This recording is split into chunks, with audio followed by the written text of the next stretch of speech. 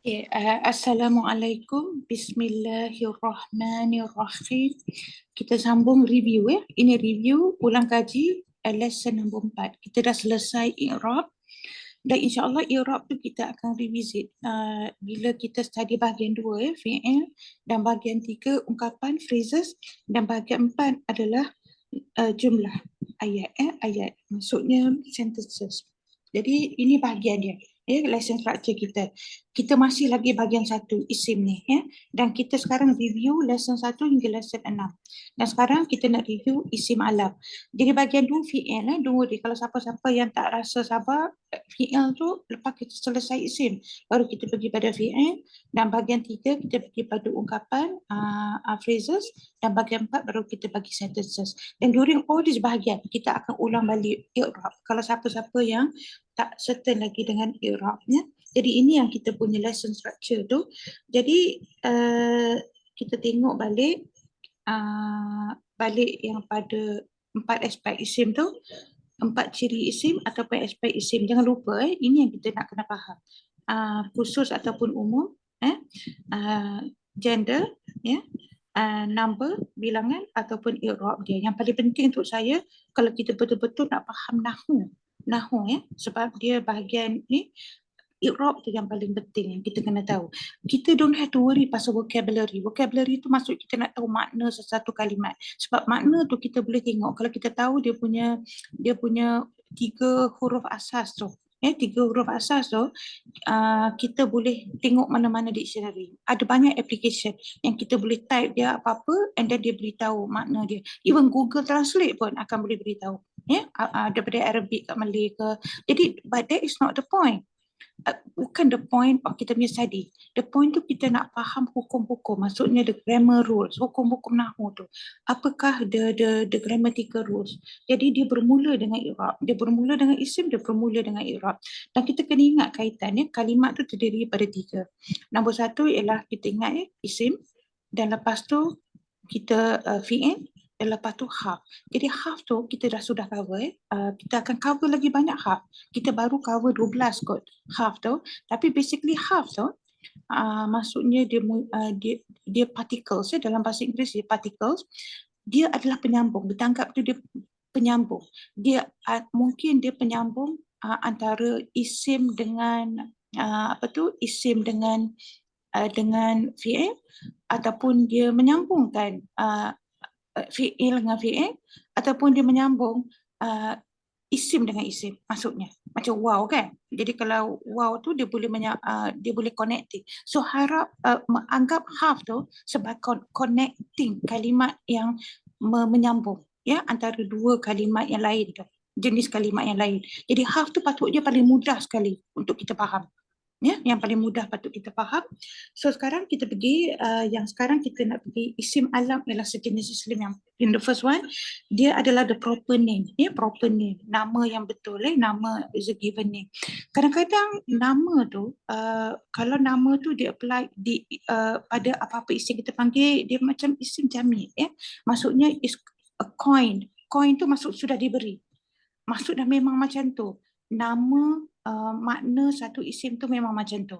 Contohnya kita bagi torik kan, ataupun kitab buku tu kitab. Maksudnya dah memang diberi. Bukannya dia diraih dia bukan di apa orang panggil tu? Diraih susah diraih tu maksudnya something that kita ambil daripada akar yang lain. Dia memang macam original memang itu dipanggil macam tu. Kalau kita dalam bahasa Malaysia contohnya buku is buku lah kan macam tu. Tapi mungkin buku tu saya rasa derive dia daripada book kan, book dalam bahasa Inggeris is a book. So dalam bahasa Melayu mungkin dia tambah you tu buku. Jadi kita Allah Alam. So dekat sini ialah salah satu kita sebab the whole point kita nak study Arabic sebab kita nak mendekatkan diri kita dengan Allah dan kita nak memahami din kita melalui memahami Al-Quran. Memahami bukan nak really to become an expert, but basically nak appreciate untuk kita appreciate ayat-ayat yang diturunkan dalam Al-Quran. Dan kalau kita dapat appreciate ayat-ayat yang diturunkan dalam Al-Quran dengan tidak secara langsung, dengan izin Allah, Ya, kita dapat mendekatkan kita, menguatkan iman kita dan mendekatkan kita dan memberi azam kita untuk nak beribadah lebih banyak lagi dan menguatkan kita dalam din Islam, ya, dalam din Allah, ya, dalam din Allah. Dan dengan cara tu kita boleh mendekatkan kita dengan izin Allah, mendekatkan diri kita dengan Allah. Sebab kita kena ingat bahasa asal tu lebih penting. Dan untuk mendekatkan kita dengan Allah, obviously kita kena tahu nama Allah. Sebab kalau kita nak berjumpa dengan seseorang, the first thing kita cakap kan, bila kita tak kisahlah kita jumpa siapa, agama, orang bangsa apa, agama apa ke, mana-mana kan. I'm sure Kak Jo baru balik pada Trans-Siberia tu, kalau dia buat kenalan baru, apa the first thing selalu buat? Nak memberi nama kita, mengenali nama kita masing-masing. So bayangkan, bukankah hak Allah yang paling unggul untuk kita mengenali nama Allah? Ya, Asmaul Husna, dan nama-nama 99 nama tu memang kita nampak dalam Al-Quran. Jadi untuk kita, sebahagian daripada kita punya Arabic lesson, untuk kita kalau boleh dapat memorize sebahagian besar daripada Asmaul Husna, dan kita dapat appreciate perbezaan nama, proper name dengan sifat fa'il, maksudnya nama Allah daripada elemen dia sebagai pembuat dan ataupun sifat dia, ataupun zat Allah tu is the essence of Allah. Jadi daripada situ kita dapat ni, kalau kita dapat faham nama Allah dalam Arabic, sebab bila kita translate dalam bahasa Rumi, dia dah jadi lain makna dia. Jadi saya bagi contoh, kalau kita panggil Al-Alim, kalau kita nak translate dalam betul jadi A-L-I-M, dan A-L-I-M tu, that is not the name of Allah. Itu bukan nama Allah, Alim tu. Alim tu maksudnya adalah kesakitan. Ya, sakit. Jadi ada banyak benda yang kita kena is better to faham dalam bahasa asal. Lepas tu kita ikut jalan sirat orang mereka yang Allah telah memberi nikmat dalam siratul mustaqim. Siapakah mereka yang jalan pada siratul mustaqim? Jadi kita patut kenal pasti nama-nama para anbiya, dan khususnya 25 nabi yang disebut dalam Al-Quran. Dan nama-nama kitab, apakah dia nama-nama kitab Al-Quran? Nama-nama malaikat. Dan of course yang manusia tu memanglah kita seharian kita jumpa nama manusia. Jadi ini yang kita maksudkan, maksudnya isim alam. Maksudnya proper name. Jadi is a proper name. Jadi kita tengok dekat sini, kita tengok nama Al-Quran. Sebelum kita pergi, nama Al-Quran. Kalau siapa yang dah lupa. Satu ialah Al-Quran adalah disifatkan, didefinasi sebagai kalamullah. Jadi kalamullah, kita dah study adakah kalamullah tu satu kalimah ataupun dua kalimat? Can anybody tell me? Kalamullah tu adakah dia satu kalimah ataupun dua kalimat?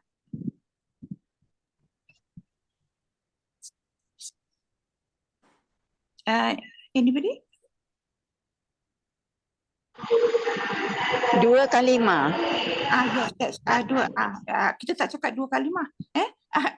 Kalimah mufrad kan? Yes, it's dua. Satu dia terdiri daripada kalam. Lepas tu yang kalimah yang kedua adalah Allah. Kalam tu maksudnya speech, speech. Jadi maksudnya kalau kalam, kalam Allah. Jadi hubungan antara dua ni adalah di satu ungkapan, it's a phrase. Dan ungkapan tu ialah, kalau dalam bahasa Inggeris kita panggil genitive phrase, dalam bahasa Arabic ialah idafah, maksudnya mudah filih. Jadi kalau mudah filih, ingat ini one of the rule of mudah. Kalau untuk mudah tu dia maksudnya isim yang pertama, dan mudah filih tu isim yang kedua. Dia nyandarkan isim yang pertama tu. Jadi salah satu rule untuk dia menjadi mudah filih. Kenapa kita tahu ini bukan mudah filih? Ini adalah mudah filih sebab dia tak bermula dengan alif lam. Dia bukan al-kalam, dia bukan al-kalamullah. Dia bukan macam tu. Kalau dia bermula dengan kalam, tak ada alif lam kat depan, lepas tu dia tidak ada tanwin. Tak ada tanwin, lepas tu diikuti dengan isim yang kedua tu Allah, dia kena jadi kalamullahi. Allahi, bukan Allahu. Ya, sebab dia akan jadi majrur. Mudhaf ilaih itu majrur, so kita panggilnya majrur bil idhafah. So tu inilah ayat ni. Jadi adakah dia makrifat ataupun nakirah? Dia mestilah makrifat sebab semua mudhaf ilaih adalah makrifat. Dia semua mudhaf ilaih adalah makrifat. Jadi lepas tu last sekali nama Alkitab, the book. Ya, the book. Dia makrifat. Al-Quran maksudnya bacaan. The reading. Ya, Al-Quran tu maksudnya bacaan. Ya, sebab Al-Quran tu kalau kita hanya simpan di buku tu, atau kita tak baca, ataupun kita baca dengan diam-diam je kan, ataupun kita hanya simpan je, kita tak, maksudnya kita hanya study tapi kita tak baca Al-Quran tu. Sebab itu sebenarnya adalah satu bacaan. Dan saya dah petik 2 ayat Quran ni daripada surah Ibrahim. Macam mana kita boleh anggap tu sebagai satu misalan, ya, parable, allegory, perumpamaan, kalimat yang baik. Dan tidak ada kalimat yang lebih baik daripada kalamullah. Sebab dia datang sendiri daripada Allah Subhanahu Wa Taala. Lepas tu kita tengok yang lain-lain pada Al-Quran. Ini daripada Al-Quran. Nama Al-Quran yang memang dipetik daripada Al-Quran.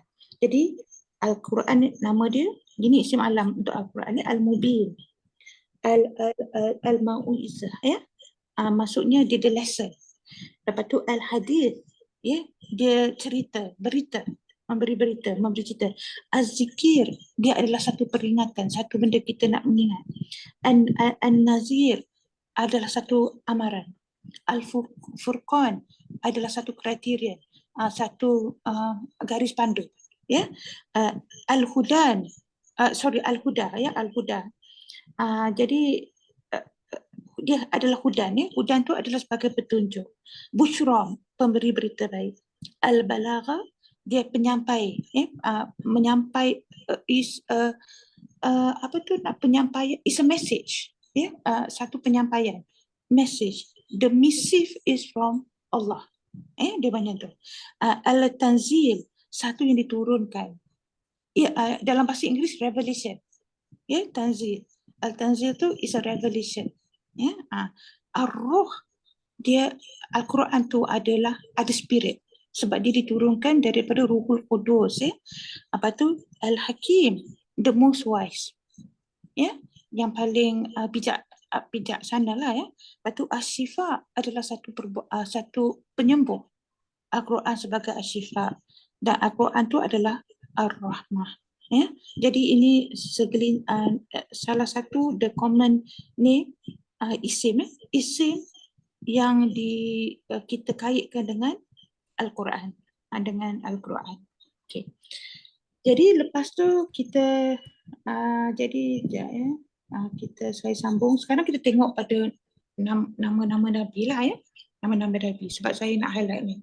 Jadi kita actually ada 25 nama Nabi dan Rasul yang diceritakan dalam Al-Quran, yang disebut dalam Al-Quran, bermula dengan Adam dan berakhir dengan Muhammad SAW. Jadi kat sini 25. Jadi dia sekarang kita nak kaitkan dengan i'rab, ya, yang berkaitan dengan nama Nabi. Sebab kalau isim mu'arab, ya, isim mu'arab tu dia maksud dia isim yang tertakluk sepenuhnya pada pertukaran i'rab pada huruf terakhir.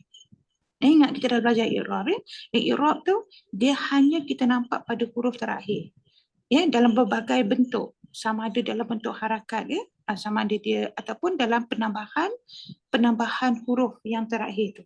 Jadi kita tahu i'rab tu adalah rafat, nasab dan jar. Dan apa isim yang carry, ya, yang memikul ataupun dalam keadaan rafat, nasab dengan jar dipanggil marfu', mansub ataupun majrur. Jadi soalannya, macam mana kita nak kaitkan dengan nama-nama Rasul, i'rab tu? Sebab kita kena tahu satu, there is this concept kita panggil isim ghair munsharif. Jadi isim ghair munsharif tu adalah change restricted. Dia tidak boleh ada tanwin dan kasrah walaupun dia dalam jar, walaupun dia majrur.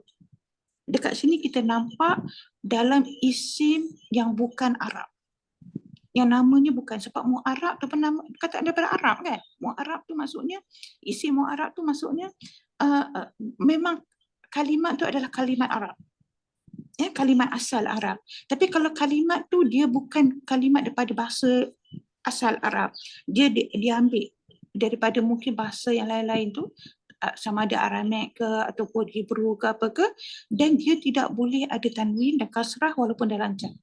Jadi ini dalam golongan kita panggil isim ghair munsharif.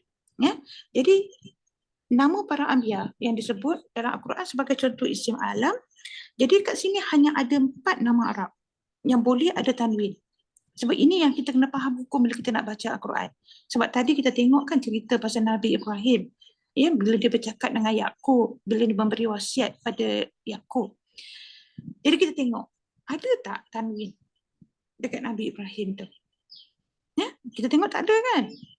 Tak ada tanwin. Sebab kita tak boleh cakap yang bahawa isim alam tak boleh ada tanwin. Sebab Nabi Muhammad boleh ada tanwin. Muhammadun ataupun Muhammadan ataupun Muhammadin. Macam mana kita tahu Muhammadan? Tengok kalimah syahadah. Asyhadu an la ilaha illallah wa asyhadu anna Muhammadan Rasulullah. Muhammadan. Ada tanwin. Tapi dia adalah isim alam. Makrifat. Dia adalah makrifat. Memang isim alam, maksudnya dia makrifat. Jadi, kalau dia nama Arab, dia boleh ada tanwin dan boleh ada kasrah bergantung pada i'rab dia. Maksudnya dia boleh ada kasrah kalau dia majrur, sama ada sebab idhafah ataupun sebab harf, jar majrur tu. Jadi yang lain dia angkat sebagai nama bukan Arab. Dan nama yang lain Nabi yang daripada 25 Nabi tu, selain daripada tu, dia dalam kumpulan isim ghair munsharif. Tidak ada tanwin dan tidak ada kasrah. Walaupun jika nama tersebut berperanan mudhaf ilaih ataupun jar majrur. Tak kisah dia muta'alliq ke ataupun dia idhafah. Jadi kat sini kita tengok Adam. Jadi Adam tak boleh jadi Adaman ataupun Adamun ataupun Adamin. Dia tak boleh jadi Adami. Dia tak boleh jadi Adami. Jadi kita tengok yang boleh ialah kat sini Nabi Muhammad sallallahu alaihi wasallam.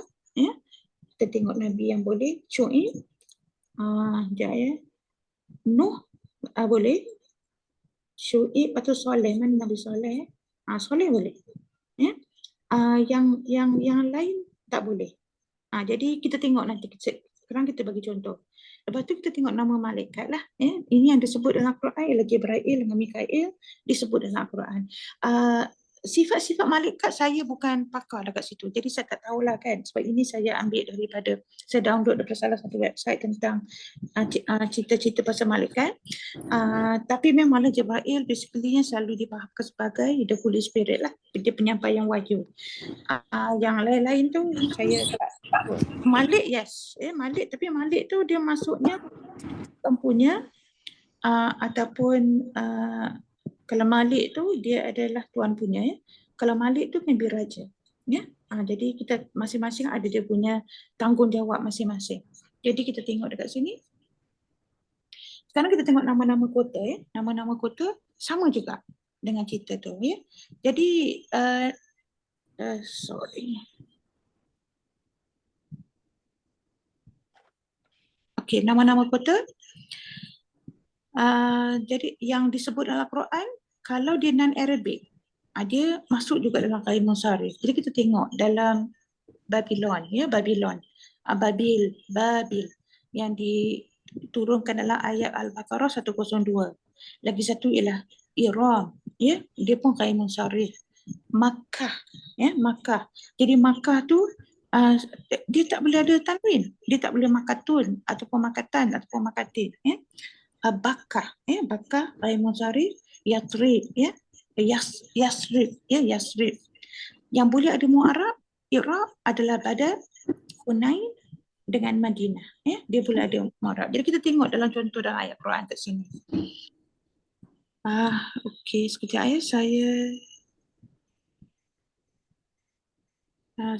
hold on.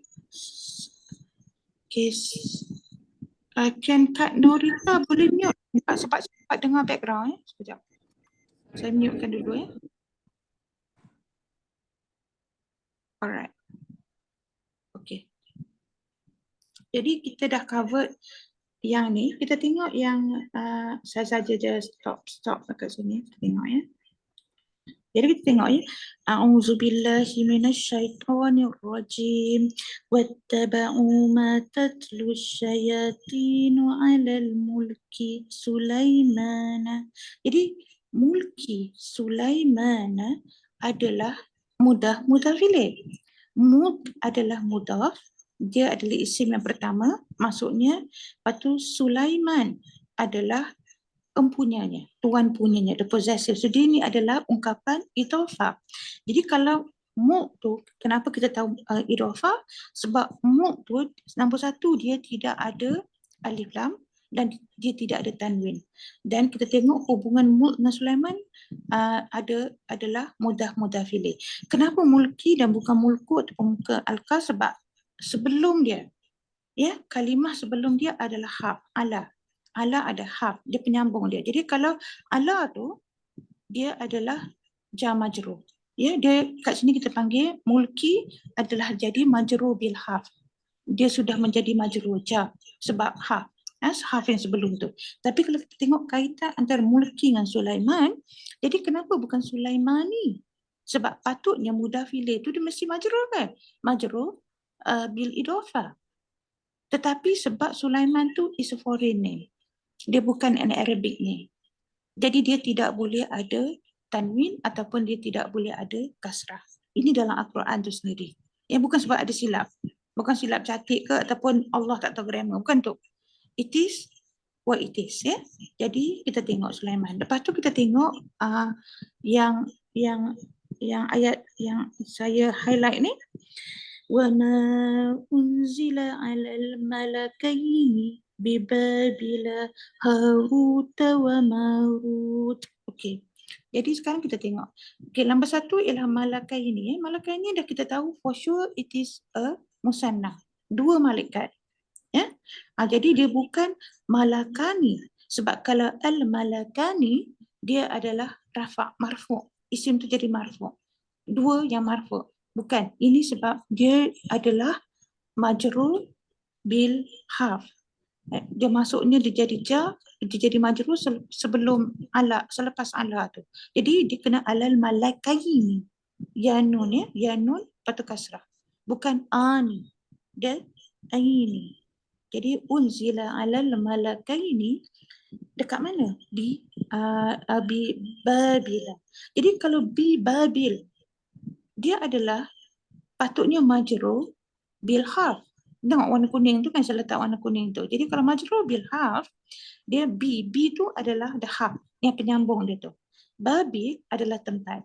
Patutnya bi Babili kan, bi Babili.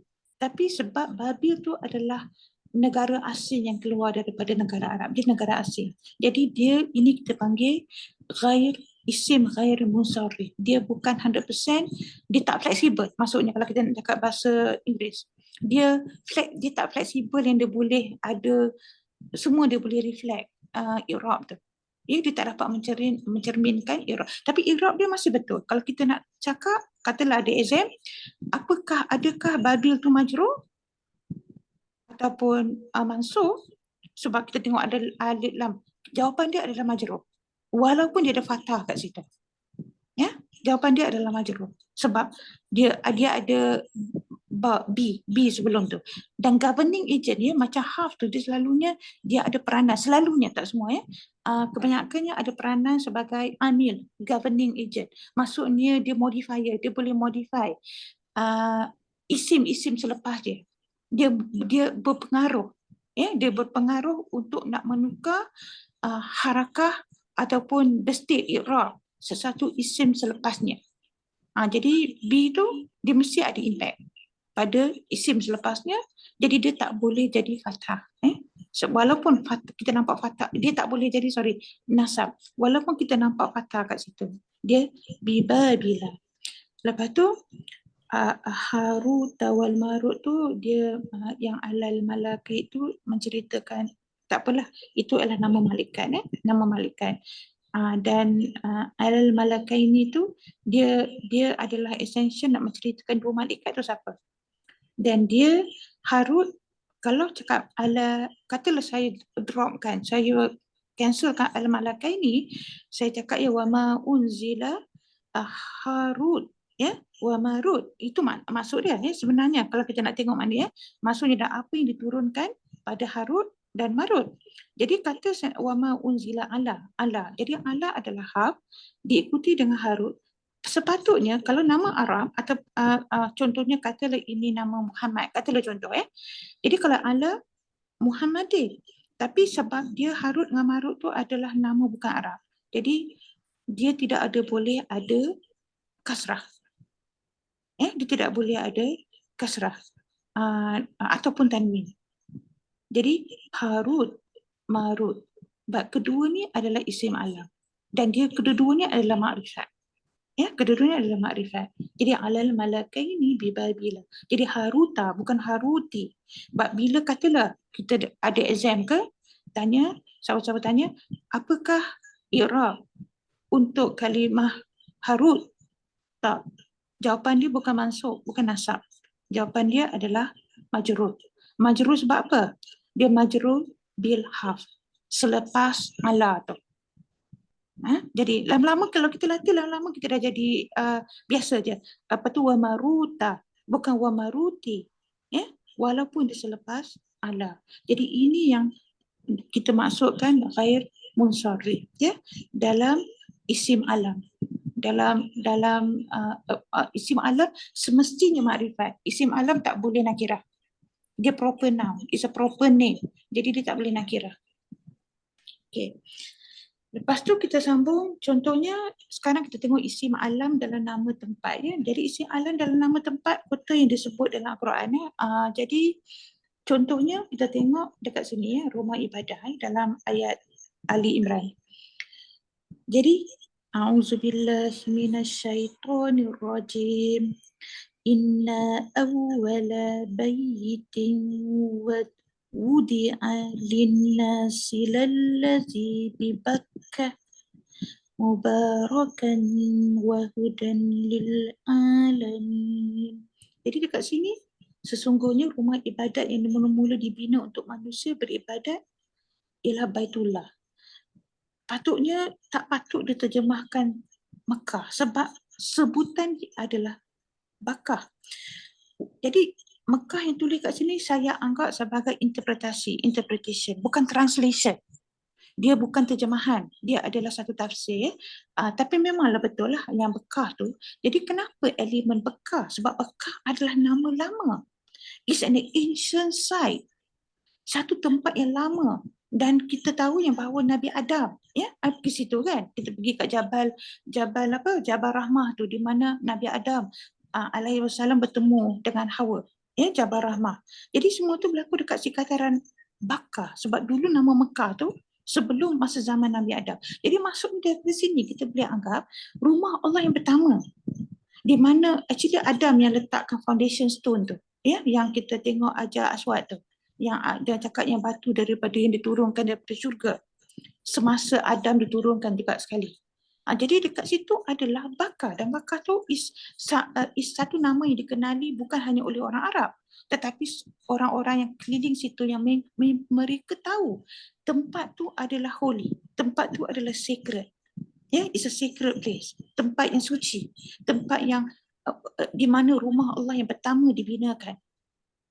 Yang mula-mula dibinakan untuk manusia.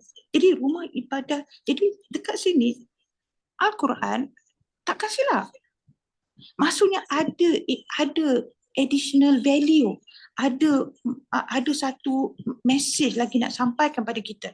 Dengan menggunakan kalimat Bakah dan bukan Makkah. Jadi Makkah atau Bakah. Kenapa apa tu? Okey, lagi satu. Linnasi lallazi bi. Bi kita tahu adalah harf bi. Bi itu di Mekah. Dia belum maksudnya dia mungkin boleh bermaksud dengan ataupun with ataupun ini Jadi dekat sini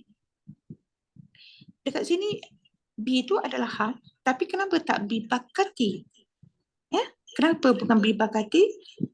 Sebab sepatutnya dia adalah jar majrur ataupun majrur bil harf. Tetapi sebab dia adalah ghair munsharif, dia tak pula ada tanwin. Dia tidak ada boleh kasrah. Jadi katalah soalan tanya, apakah i'rab untuk nama Bakah, bi Bakah, i'rab dia adalah majrur. Walaupun dia huruf terakhir tu dia membawa fathah. Dia bukan nasab. Dia bukan nasab. Bibakata. Bibakata. Jadi itu satu. Terjemahan Indonesia lebih tepat. Dia sebut bekah. Bakah. Ini terjemahan BN.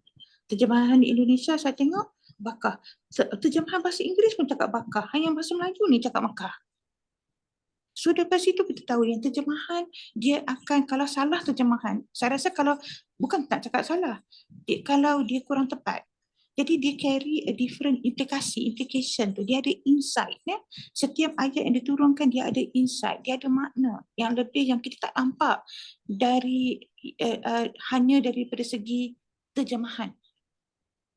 Jadi ini membuatkan kita berfikir apa yang ada, kenapa, masa bila nama Bekah boleh dah jadi nama Mekah. Jadi dia menyebabkan kita menyoal.